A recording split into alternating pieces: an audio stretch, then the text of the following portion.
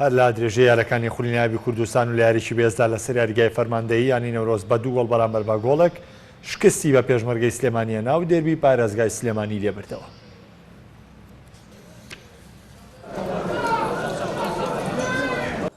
یاریەکانی خوڵیناوی تۆپی پێیانەکانی کوردستان بەردەوامی هەیە و یانەی نەورۆزیش دووەم بردنەوەی لەسەر یەک لە خولەکەدا تۆمار دەکات.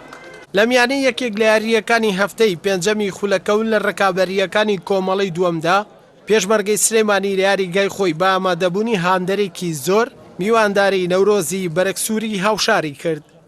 یاریەکە بە بەهێزی دەستی پێکرد و هەرزوو یانەی نەورۆز لە ڕێگەی لێدانی سزاوە گۆڵی یەکەمی لە ڕێگەی ئاسۆ ڕۆستەم یاریزانی پێشووی پێشمەرگەی سلێمانی تۆمار کرد و وەک ڕێزێک لە یانەکەی پێشوشی ئاهەنگی نەگێڕا.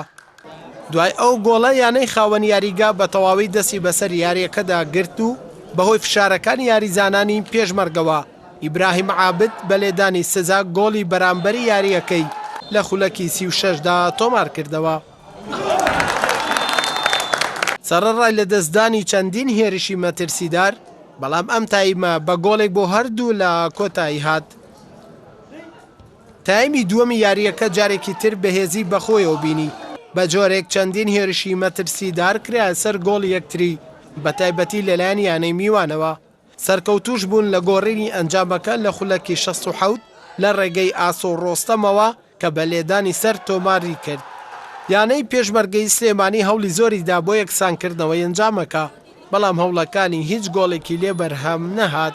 دوای سێ خولەک کاتی زیادکراویش ناوبژوە فیکەی کۆتایی یاریەکەی لێدا و نەورۆزی سێ خاڵی گرنگی بەدەستهێنا. سپاس بۆخوا توانم بڵێم ئەمڕۆ باشترین یاری خولەکەمان ئەنجامدا، هەرچەند لە چەند یاری پێشوایەمە بە ئاس و بە ئەنجام لە تیپەکانمان بردوێتەوە. ئەمەش تۆپی پێ ئەمڕۆ مستەوایەکی زۆر باشمان پێشکەش کرد و یاری دێربیشە لە ناو شارە هەنێک کات کۆمەڵە شتەیە هیچ حساباتێکی بۆ ناکرێ و سیقە لەسەر نەتیجەکانی نییە، پیرۆزیان بێ و یوای بەختێکی باشتریان بۆ خوازم. دڵنیاییەوە کاریگەری نابێت، چکەمە یانەیەکە و تموحمانەیە و هەر یاری و حساباتی خۆی ئینشاڵڵا بۆ یاری داهاتوو هەڵێن تاویزیەوە ئەنجام بکەین. ئەمساڵ قۆناغی زۆر خراپەت تێپەڕین، ساڵەکانی دیش تێپەڕین، بەڵام ئەمساڵ بە دەرەجەیەک چونکە ئێمە چوار دۆڕان لەسەر یەک قورس بوو بە ئێمە بەڕاستی، چونکە خۆتانزان خولەکە خولێکی کورتە وەکو پاروپێرار نییە تاویزی تابێت تاویزی تیانە توانم زۆر قرس بوو بێ. بەڵام سواز بخوا متمانی تاوامە بە یاریزانەکانە بوو، بە تایبەت ئەم دوو هەفتێک کە ئەو وەرکەمان کرد ئاستۆ ئیشی زۆرمان کرد لەخوا بەزیایە توان بڵێم لە ساڵ 80 بۆ 90 لە تیپەکە ڕازی. وەڵی